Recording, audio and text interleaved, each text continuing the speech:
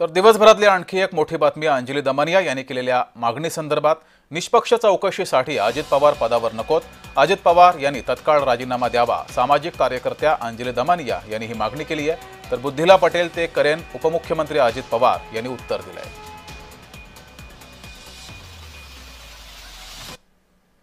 नेमली गेली आहे या व्यवहाराची चौकशी करायला त्याच्यातल्या सदस्यांची, यापैकी 6 पैकी 5 सदस्य हे पुण्यातले महाराष्ट्र राज्याचे उपमुख्यमंत्री अजित पवार असताना ही कमिटी चौकशी करू शकेल का, निष्पक्ष चौकशी करू शकेल का?